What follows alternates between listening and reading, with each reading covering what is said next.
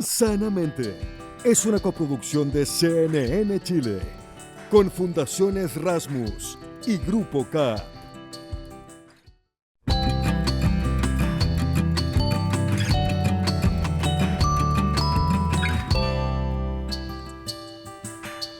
¿Cómo están? Bienvenidos, bienvenidas otra vez a Sanamente. Ustedes saben que cuando llega fin de año uno se pone a hacer balances. Les quiero contar que en nuestro equipo de Sanamente, nuestro balance es excelente año, porque ha sido un año muy lindo, de muchos aprendizajes. Hemos construido esta comunidad donde ustedes son centrales y por eso es que queremos literalmente como languetearnos los bigotes de la felicidad que tenemos, del goce que ha sido hacer este trabajo junto a ustedes y compartir algunos de los mejores momentos del programa en estas fiestas con un contenido significativo que nos ayuda a sentirnos mejor. Hoy vamos a partir con algunas de las entrevistas más fascinantes que hemos tenido. Por ejemplo, la de Kristin Neff, psicóloga y académica de la Universidad de Texas, quien nos habló de la importancia de la autocompasión. ¿Somos autocompasivos todos? Yo por lo menos muy poco. Y vaya que lo tengo que trabajar. Excelente entrevista, no es que la haya hecho yo. Luego vamos a revisar la entrevista que hicimos a la presidenta de la Fundación Círculo Polar, Flavia Gall, con quien conversamos justamente sobre el trastorno bipolar, que es muy prevalente en la población y es muy difícil sobrellevarlo. Aquí tuvimos claves muy específicas que sirven a familiares y a personas que tienen este trastorno a llevarlo de una mejor manera y en comunidad, que es el gran secreto de 2022. Y vamos a terminar con esta gran entrevista que tuvimos junto a Alberto Catalán, con quien conocimos el beneficio del Tai Chi, una práctica milenaria de otro rincón del planeta que hoy día nos puede ayudar a equilibrar nuestra energía en momentos en que tanto necesitamos aprender a autorregularnos. Bienvenidos a este especial de las mejores entrevistas de Sanamente que comienza ahora. La mayoría de las veces somos duros con otros, pero sobre todo, casi todo el tiempo, somos duros con nosotros mismos. Nos cuesta tratarnos con cariño, tratarnos con compasión, somos muy exigentes, nos sentimos insatisfechos respecto de lo que somos capaces de entregar a veces en el trabajo, a veces en el amor. Y eso termina redundando en que nos cuesta mucho tener una autoestima firme. Hoy queremos hablar sobre este tema en particular y sobre cómo la ciencia se ha metido en el estudio de la autoestima, de la autocompasión y cómo podríamos tal vez nosotros promoverla y eso mejorar nuestra sensación de bienestar. Para hablar de eso estamos con Kristin Neff, profesora asociada de la Universidad de Texas y pionera en gran parte de la investigación sobre la autocompasión y la autoestima.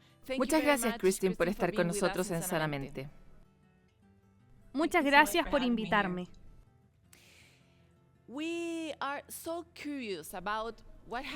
Tenemos mucha curiosidad sobre lo que has observado en tu investigación sobre la autocompasión. ¿Se puede medir la autocompasión? ¿Cómo funciona? La autocompasión es bien simple. Básicamente consta de tratarse a uno mismo con la misma calidez, apoyo y deseo de ayudar que le mostrarías a un amigo cuando está sufriendo. Hace 20 años creé una escala para medirla y ahora tenemos programas de entrenamiento de autocompasión. La investigación es abrumadora. Muestra que cuando tienes angustia, estrés y te tratas a ti mismo con cariño y calidez, eres mucho más fuerte y más capaz de superarlo con bienestar. ¿Cómo puedes evaluar la autocompasión? ¿Cómo funciona tu experimento? Si vas a mi sitio web selfcompassion.org, puedes tomar la prueba de autocompasión que creé. Básicamente tiene segmentos que dicen, cuando tengo problemas soy bueno conmigo misma. O lo contrario, soy pesada o fría conmigo misma cuando tengo dificultades. Tenemos una manera de medir cómo la gente se trata a sí misma cuando tiene dificultades. Y lo que encontramos es que la gente que tiene alto puntaje en autocompasión tienen puntajes mucho más bajos en cosas como depresión o ansiedad.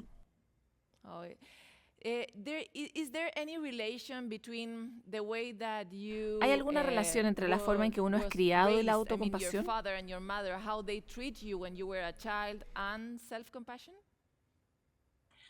Sí, absolutamente.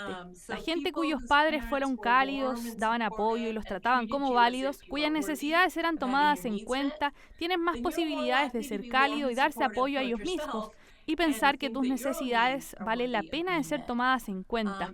Si tus padres eran muy críticos o simplemente no estaban ahí, te ignoraban, entonces tal vez no sientas que tus necesidades valen la pena de ser atendidas y tienes menos posibilidad de darte compasión a ti mismo. Así que hay una relación, absolutamente. Pero lo bueno es que como adulto puedes aprender a darte a ti mismo la calidez que tus padres tal vez no te dieron y podrías sanar viejos patrones.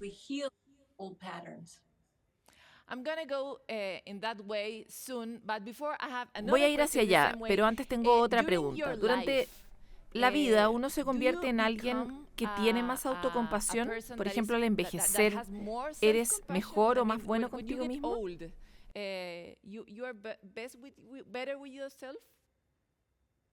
Generalmente, no todos, encontramos que mientras la gente envejece, tienen más autocompasión.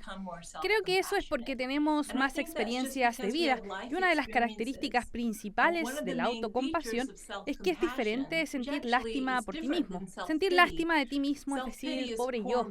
La autocompasión es decir, todos somos imperfectos, todos tienen problemas. Mientras envejecemos y tenemos más experiencias de vida, aprendemos de la forma dura que eso es verdad. Todos somos imperfectos y todos tienen problemas. Eso es algo que probablemente no sabías cuando eras adolescente, pero que aprendes cuando eres más viejo.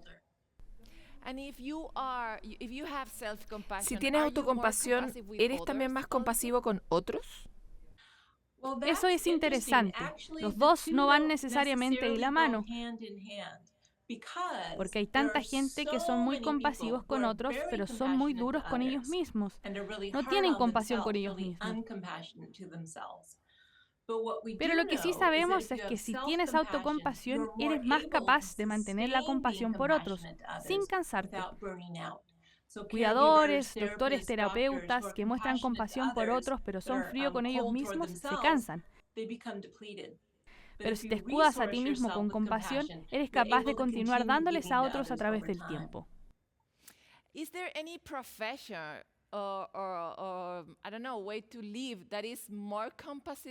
¿Hay alguna profesión o una forma de vivir que sea más autocompasiva que otra?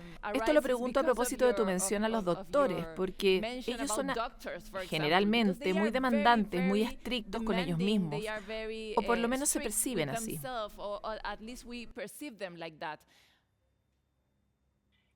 Hay diferencias, creo que son diferencias culturales. La cultura de la medicina, por ejemplo, se trata del autosacrificio, poniendo al paciente primero y negando tus propias necesidades. También hay diferencias de género. Créelo o no, las mujeres generalmente tienen menos autocompasión que los hombres porque son criadas pensando que sus necesidades valen menos la pena de ser satisfechas. También hay diferencias culturales entre países. Por ejemplo, en un lugar como Inglaterra o Reino Unido, donde no son de mostrar emociones, la gente tiene menos autocompasión. Claramente hay diferencias culturales.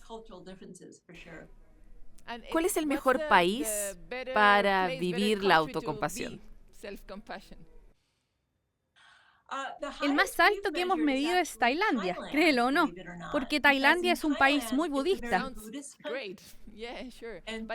Es un país budista. ¿Tiene por lo tanto que ver también con la religión? ¿Es un factor cultural? Yo aprendí sobre la autocompasión cuando comencé a practicar meditación budista, porque la idea de la compasión está muy enfatizada en esa tradición y la compasión vuela tanto hacia adentro como hacia afuera. Mientras algunas religiones son sobre los pecados o ser un pecador, quizás tienen menos compasión. Eso también puede jugar un rol.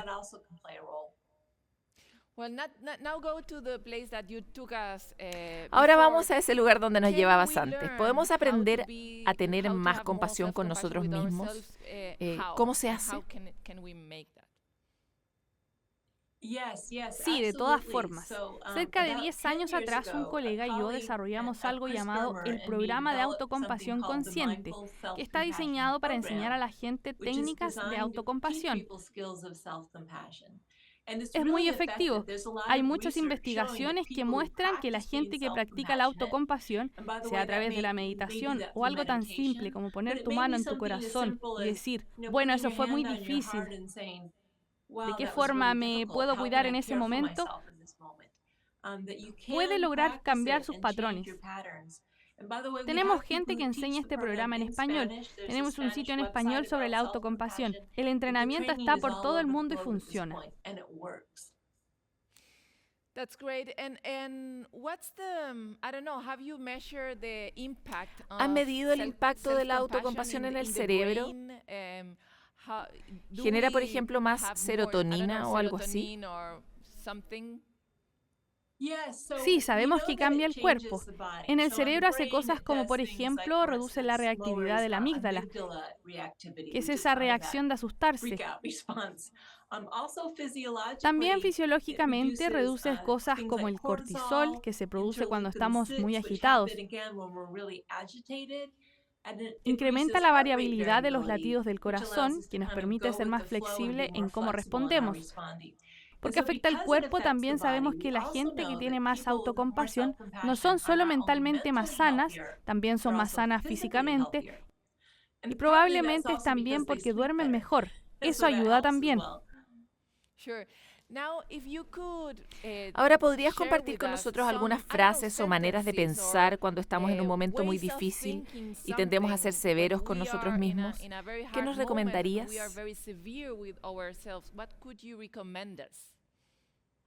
Es muy simple porque la mayoría de nosotros ya sabe cómo tener compasión hacia las personas que nos importan. Digamos que tuviste un gran fallo en el trabajo o hiciste algo y te sientes mal por eso, o simplemente algo que está desafiando en la vida, solo piensa, si tuviera un muy buen amigo o un familiar que me importa mucho que está pasando por algo similar, ¿qué le diría para hacerle saber que estoy ahí para ellos? Que me importan. ¿Qué puedo hacer para ayudar? Ese tipo de calidez, presencia y cuidado que naturalmente le mostrarías a otra persona, deberías doblar en U y dártelo a ti mismo. Se va a sentir raro al principio, seré honesta. Se siente un poco raro al principio porque estamos acostumbrados a tratarnos a nosotros mismos de forma precaria, pero después de un tiempo te acostumbrarás y verás la diferencia inmediata que tiene en tu habilidad de superar problemas. No es pensamiento positivo decir que las cosas están bien cuando no lo están, o decir que hiciste algo bien cuando fallaste. Es sobre reconocer la realidad y decir, ouch, lamento que esto sea difícil. ¿Cómo puedo ayudar? ¿Cómo puedo estar ahí para ti? Eso es lo que nos ayuda a mejorar.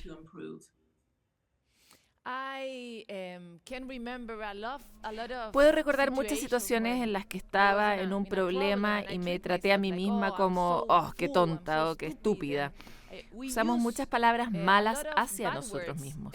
¿Cómo podemos cambiar eso? ¿Funciona si, por ejemplo, al menos modificamos el lenguaje y cambiamos esas palabras para ser más autocompasivos con nosotros mismos?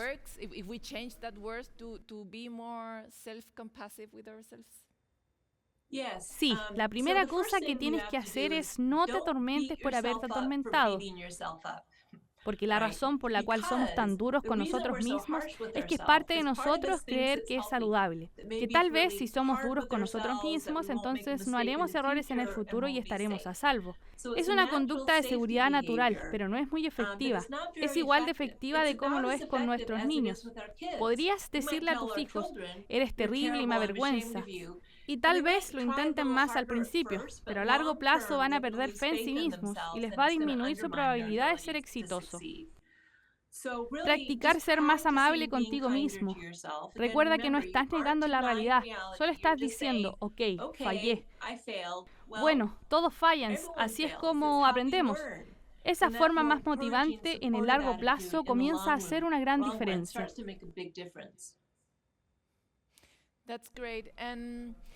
Genial, pero ¿cómo podemos enseñar la autocompasión, por ejemplo, en los colegios? Este es un gran tema en nuestro mundo occidental. ¿Qué piensas, por ejemplo, sobre cambiar la forma en que educamos a nuestros hijos e hijas, a nosotros mismos, en las universidades o en todos lados?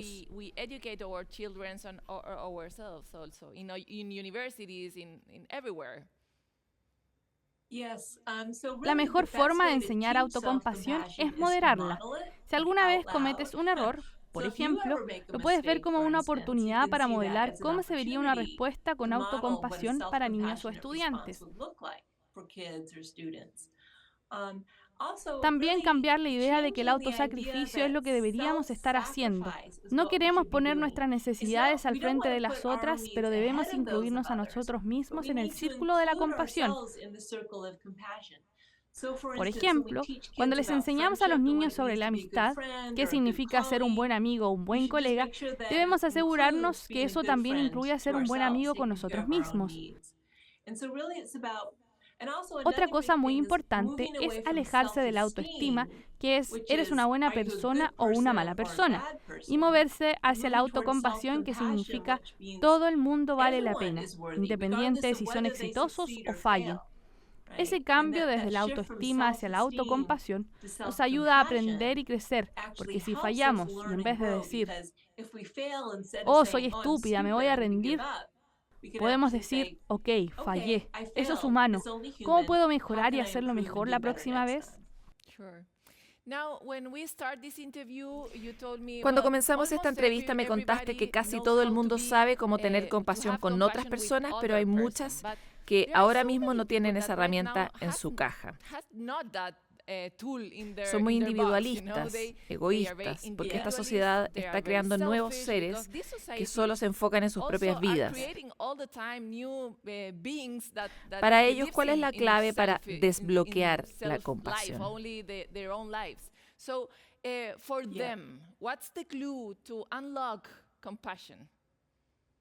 Es interesante. Quizá no tenemos compasión por todos, pero muchas personas al menos hacia un ser. Quizá una mascota o algún familiar. No estoy diciendo que las personas tengan compasión por todo el mundo, pero la mayoría de las personas tiene al menos un ser vivo, como su mascota, al cual le tienen compasión.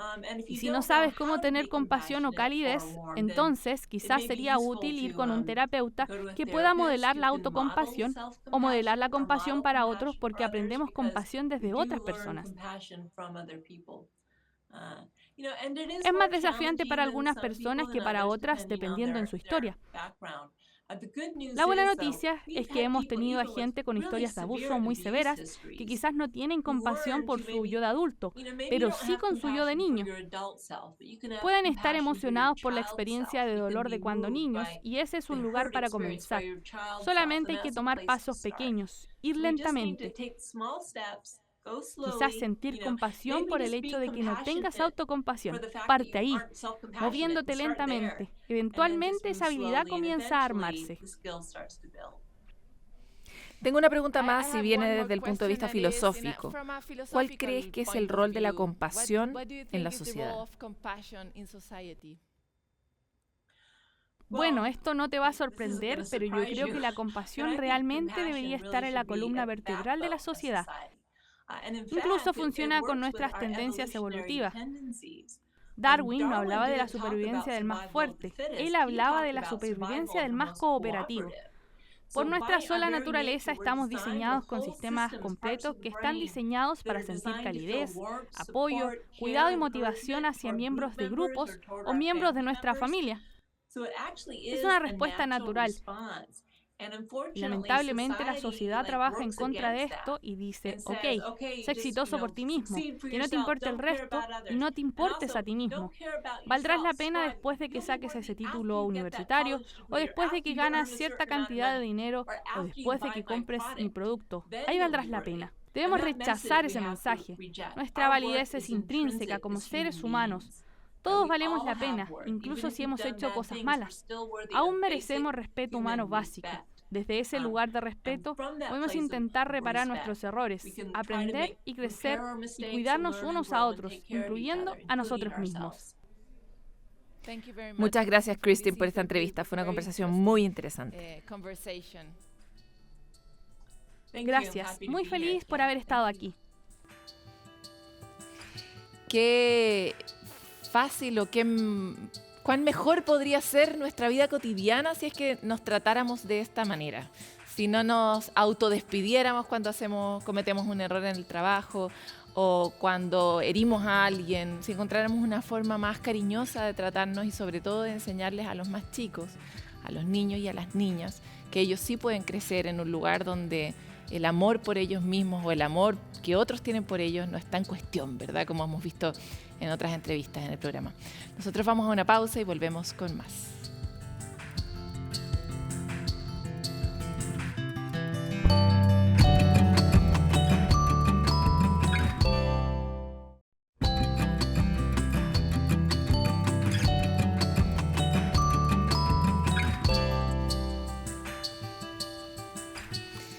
Bueno, tal vez muchos no saben, la verdad son conversaciones que no tenemos habitualmente en la sociedad, pero según la Organización Mundial de la Salud, el trastorno bipolar afecta a cerca de 45 millones de personas en el mundo y quienes padecen este trastorno a menudo son foco de prejuicios derivados principalmente de la ignorancia de todos nosotros respecto de esta condición y de qué se necesita para abordarla.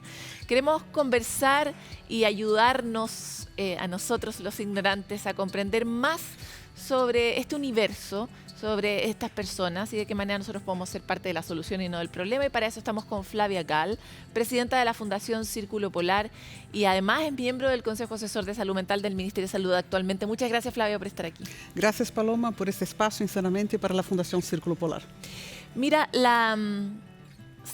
acá en Sanamente habitualmente abrimos espacios para tapar de alguna manera la infinita lista de ámbitos de ignorancia que tenemos en materia de salud y salud mental específicamente. Y leía antes de empezar esta entrevista una respuesta que tú habías dado y decía, lo que no vemos en realidad no es relevante, no tiene una materialidad en el mundo y los trastornos en particular bipolares son una cosa que no vemos, ¿verdad?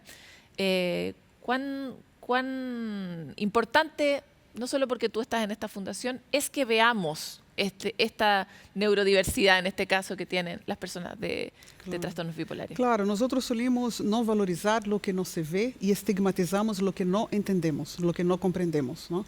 Entonces, para no estigmatizar, tenemos que psicoeducarnos. Y eso es la misión de la Fundación Círculo Polar, principalmente es de psicoeducar al paciente, a la familia, a los vecinos, a las empresas, a la sociedad, en modo general, a los medios de comunicación y al Estado. Tenemos que estar todos psicoeducados porque el conocimiento es poder. Y si estamos empoderados con un conocimiento pertinente sobre los trastornos anímicos o sobre cualquier problema de salud mental, podemos no estigmatizar y es un sí a la esperanza y un no al estigma. Psicoedúcanos. La psicoeducación es un set de herramientas diseñadas por la ciencia, por los médicos especialistas. En nuestro caso tenemos una alianza con Sochitab, la Sociedad Chilena de Trastorno Bipolar. El doctor Jorge Cabrera fue el que empezó todo eso y creyó en nosotros como comunidad de expertos por experiencias y nos entregó la psicoeducación, esa palabra tan grande.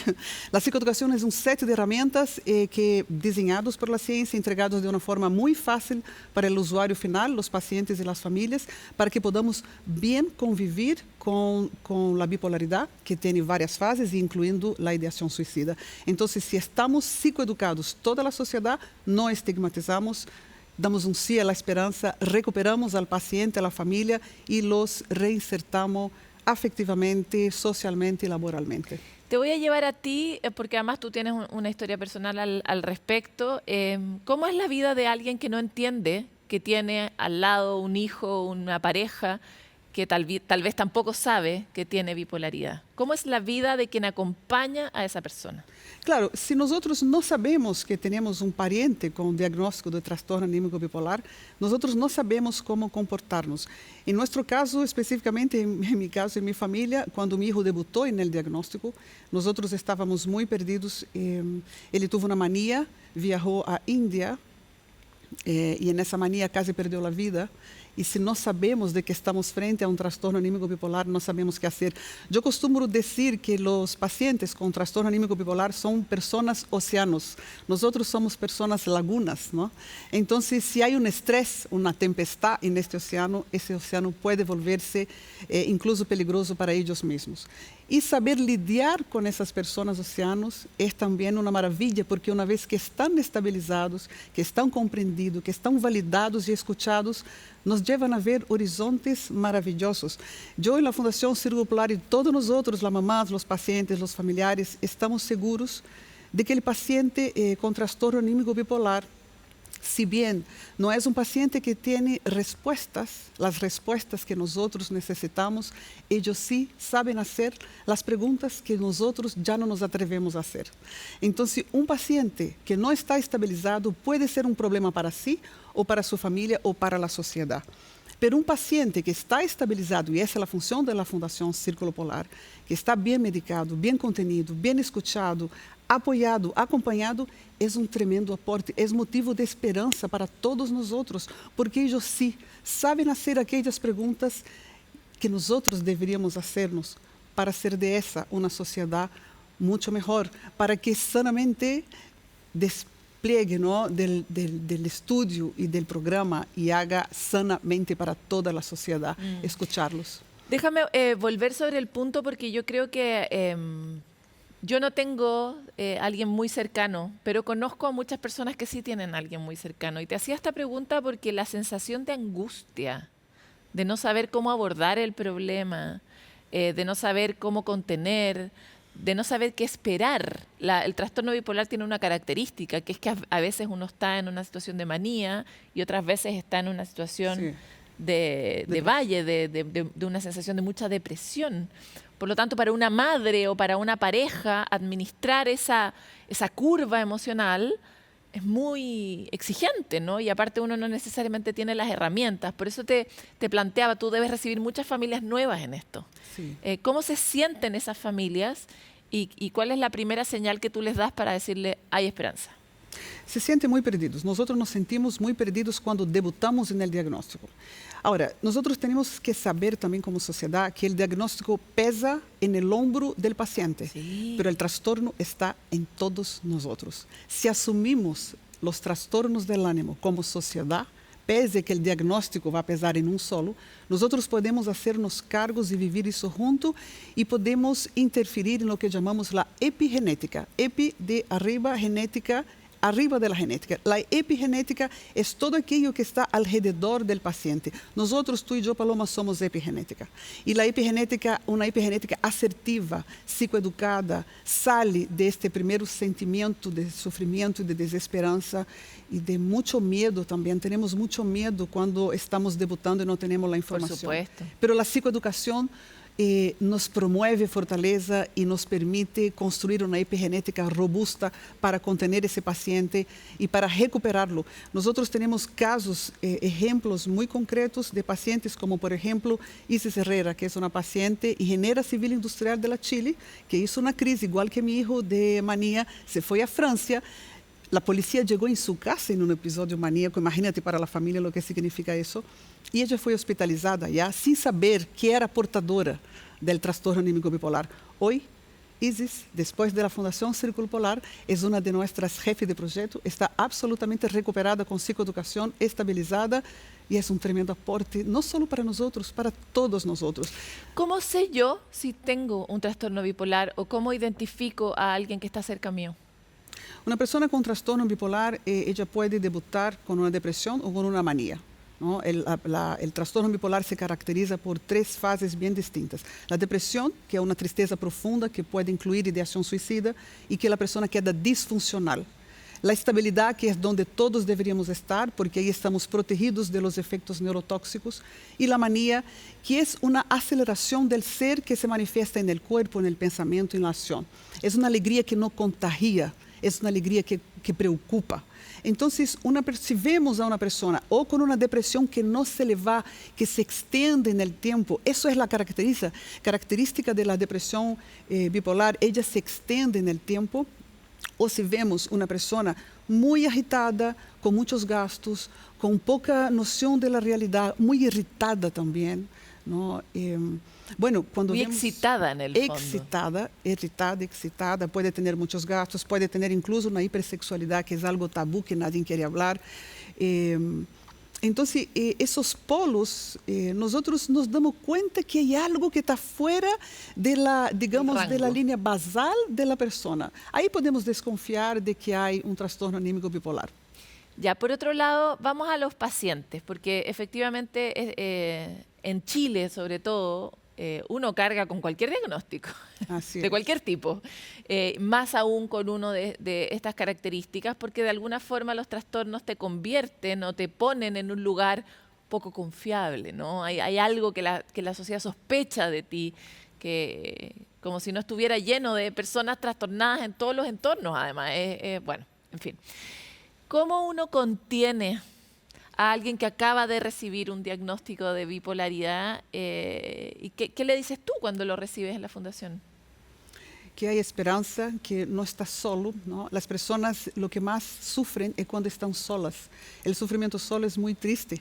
Hay una frase de Goethe en la obra de Pandora y Prometeo, que Pandora le dice a Prometeo, sufrir juntos no es sufrir. Sí, claro. Entonces, si estamos al lado de un paciente que acaba de recibir ese diagnóstico y que no sabe aún cómo caminar, bueno, para eso tenemos nuestros trabajadores de pares. Nosotros en la Fundación Círculo Polar recuperamos al paciente y lo capacitamos para acompañar un otro paciente, ¿no? Con un curso maravilloso que se llama Trabajo de Par. Entonces, el trabajador de par de nuestra fundación es un paciente que es más experimentado, es un experto por experiencia, psicoeducado, que sabe acompañar a un otro. Entonces, invito a todas las personas que nos están viendo, si son pacientes o si son familiares y que están un poco perdidos con el diagnóstico, que se inscriban en nuestra página, que entren con nosotros en la Fundación Círculo Polar. Ustedes no están solos, somos mucho. Yo soy brasileña, pero mi hijo chileno está diagnosticado, la fundación es chilena, trabajamos para Chile, somos muchos los pacientes y familiares psicoeducados y es un no al estigma, un sí a la esperanza. Entonces, esperamos porque el trabajo en apoyo nos ayuda mucho. Vamos para allá, nos queda poquito tiempo, pero quiero hablar del vínculo. Antes de empezar aquí hablábamos de que, por lo menos el aprendizaje de haber hecho ya una temporada completa de Sanamente y estar ahora en la segunda, es que si hay algo que es preventivo de cualquier dolor humano, es saber vincularse o profundizar en los vínculos sociales. ¿Cómo ustedes trabajan los vínculos dentro de la fundación y de qué manera esto contiene el trastorno? Exacto. Mira, los vínculos de confianza, nosotros tenemos 3 principios fundamentales. El vínculo, la verdad y el conocimiento. En esos 3 ejes apoyamos nuestra Fundación Círculo Polar. El vínculo de confianza es un vínculo que incluye amor, pero el amor no basta. Solo amar no me fue suficiente para salvar a mi hijo de la ideación suicida. Nosotros necesitamos también del conocimiento de la psicoeducación. Entonces, todos nosotros que formamos vínculos de confianza con nuestros amores con TAB es trastorno anímico bipolar, tenemos que estar conscientes de que solo el amor sin la psicoeducación no es suficiente. Tenemos que estar psicoeducados para que el vínculo sea también un vínculo sólido, en que el otro se sienta contenido y en que podemos prestar esperanza en la recuperación. Eso es lo que hacemos, prestamos esperanza cuando estamos capacitados. Ahora, ¿toda tu familia reaccionó igual? Te lo pregunto porque no es fácil aceptar a un miembro de la familia con un problema y sobre todo cuando éste tiene unas conductas que afectan a la familia. Recuerdo un caso cercano cuyo padre, cuando estaba con manía, gastaba mucha plata y tenían endeudada literalmente a toda la familia. O sea, tenían un problema en ese sentido. Su manía se manifestaba en que se ponía a comprar cosas que no podía pagar. Entonces era muy difícil para la familia solidarizar con ese trastorno porque los perjudicaba muy directamente también. Entonces, ¿cómo trabajamos esa empatía o esa como solidaridad profunda con la fragilidad del otro? Nosotros tenemos que entender otra vez que el diagnóstico está en el paciente. A veces el paciente causa un rechazo, claro, porque es un problema, ¿no? Si él no está estabilizado, es un problema para él mismo y para toda la familia. Entonces, sí, la familia sufre. Hay un periodo en que nosotros negamos un poco el diagnóstico, en que nosotros estamos muy emocionados, muy perdidos. Pero yo les invito a todos a que encuentren también en el trastorno anímico bipolar o en cualquier problema de salud mental una oportunidad para autoconocernos y resolver todas aquellas neuroses que vamos colocando bajo la alfombra sin querer mirar, porque todas las familias tenemos problemas. Los pacientes de la salud mental son los primeros que caen frente a aquellas verdades que están ocultas, ¿no? Ellos no banalizan nada, menos un paciente con trastorno anímico bipolar, son lúcidos. Está muy sensible a todas esas, lo afecta más, mucho, le cuesta más son negar. Los primeros, exactamente. Entonces, Primeiro, aprender a estabilizá-los, não perder a esperança. E para isso estamos na Fundação Círculo Polar com psicoeducação. E segundo, uma vez estáveis, escutem, validem esse sofrimento, escutem, porque escuchá-los, insisto, é esperança para todos nós outros. Mi hijo, eu não te vou falar de felicidade, porque felicidade é uma palavra muito grande, mas eu nunca fui tão plena. O desejo de não viver de mi hijo, quando lo vi nesta situação, ele me despertou a mim, mi maior potencial para viver. Eu nunca fui tão plena e sempre lhe digo, então, se estamos frente a uma oportunidade, desde que estemos psicoeducados. Muchas gracias por tu entrevista y muchas gracias por el trabajo que haces. Gracias por estar en Sanamente. Muchas gracias, Paloma. Muchas gracias por este espaço. Isso é também psicoeducação. Um abraço a todos os que nos estão vendo e há esperança. Sí a la esperança e no al estigma de la Fundación Círculo Polar.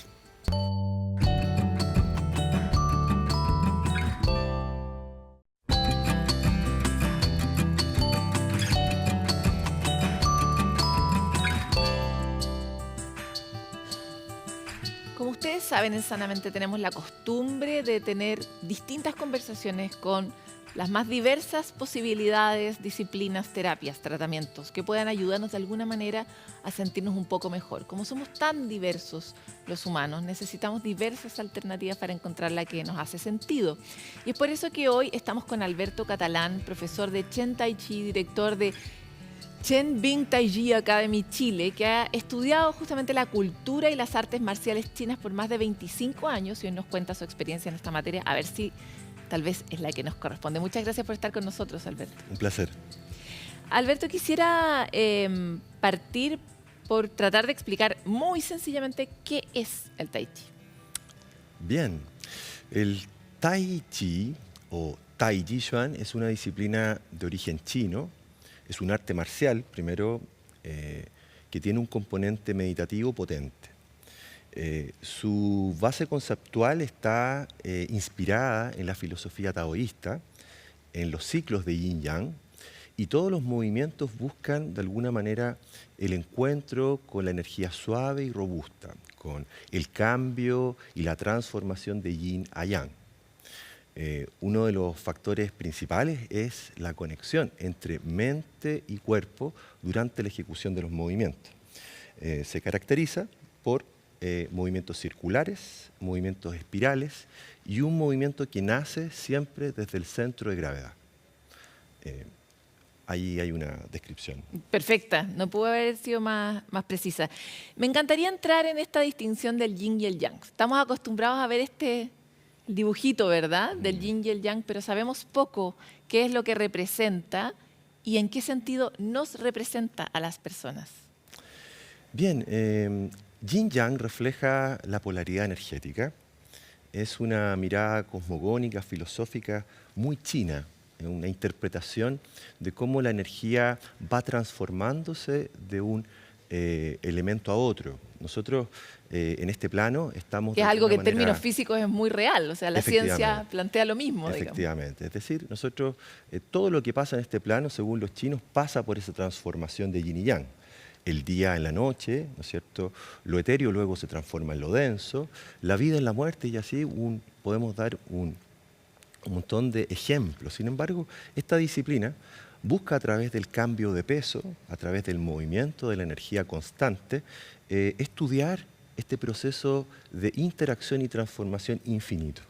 Es decir, Tai Chi Chuan busca que lo que ocurre en el macrocosmo a nivel energético pueda ser replicado en este microcosmo que es tu cuerpo. Que por lo demás debe tener la misma ecología, en ese sentido como... si pudiéramos tratar de llevar la conversación al ámbito de las emociones, al ámbito del bienestar personal, las personas, ¿estamos tan llenas de yin como de yang? Efectivamente. Nosotros, de lo sutil y de lo robusto, para hablar un poco, hablemos en español en general, para tratar de llevar esto a una conversación que sea más cercana. Efectivamente, cada persona tiene características únicas que lo acercan más al yin o al yang.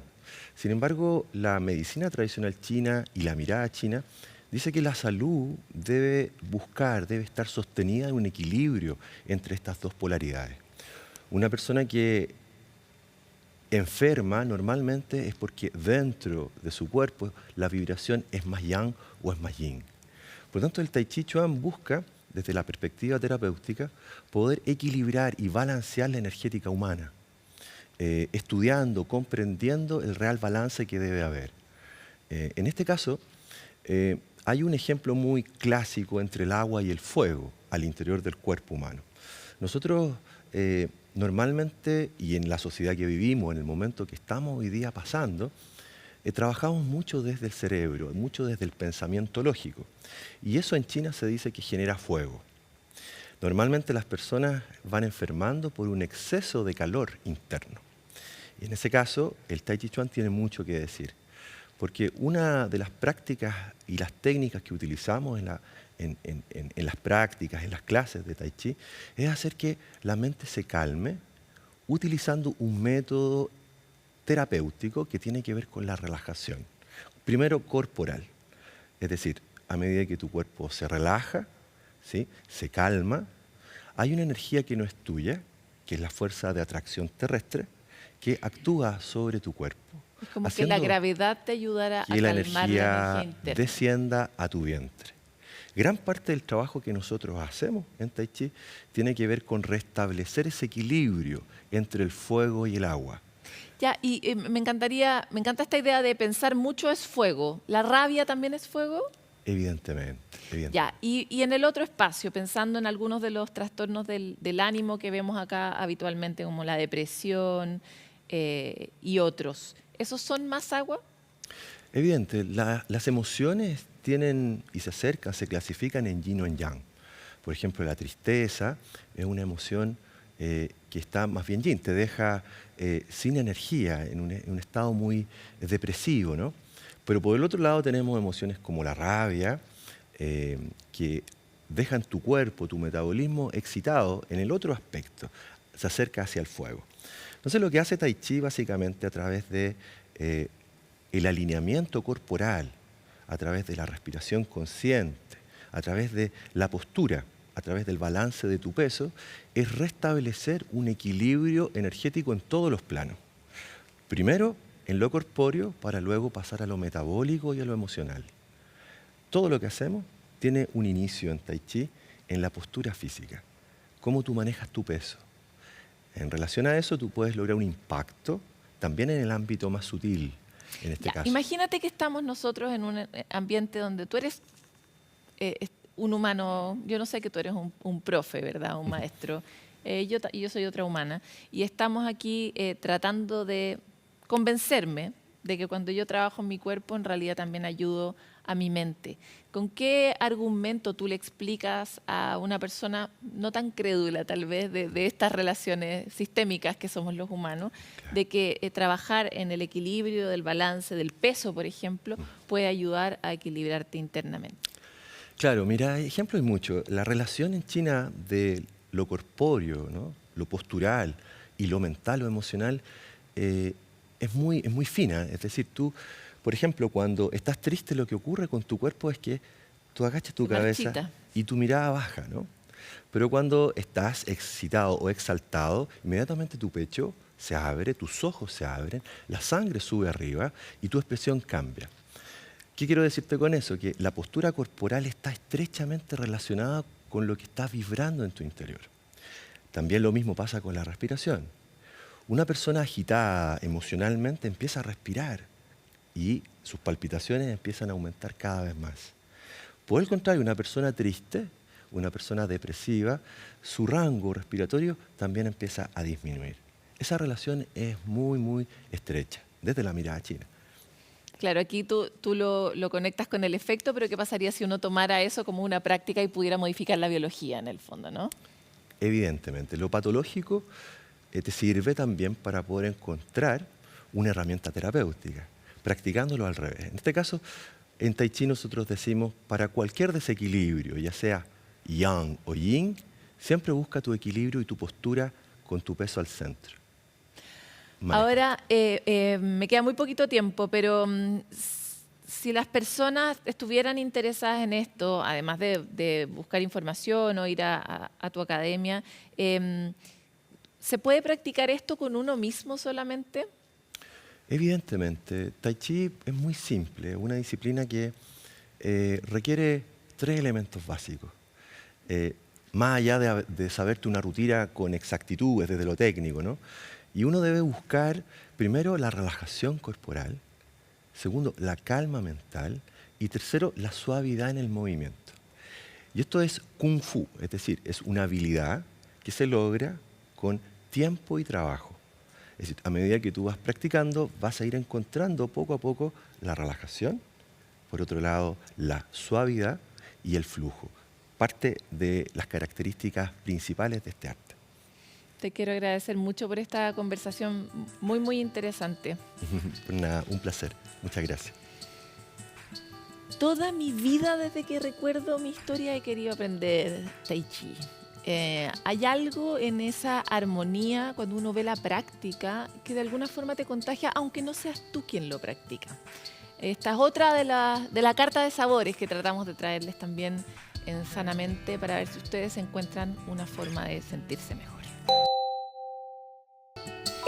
Y hasta aquí llega esta pausa de especiales que hemos hecho con lo que va de la segunda temporada de Sanamente, que no termina, sigue durante enero. Pero así ustedes pueden también disfrutar de lo mejor de lo que hemos hecho y compartirlo con otros en estas fechas que son tan importantes. Antes de irnos, como siempre, queremos recomendarles un espacio, en este caso la organización Amparos, que busca justamente amparar, cuidar, acoger a esas familias que están pasando por la muerte de un hijo que no nació. Recomendamos para ellos ir a su página web www.amparos.cl, donde pueden encontrar distintas herramientas para todas esas personas. Es un duelo difícil porque esperar una guagua y no lograr finalmente tenerla también significa un duelo y es un proceso muy difícil para los padres que tiene poca compañía social. ¿Cómo uno puede ser un agente cariñoso y contenedor con esas familias? Cómo uno mismo puede gestionar mejor su propio duelo, si es el caso, lo pueden ver ahí en amparos.cl. Y nosotros nos encontramos en otro capítulo de Sanamente.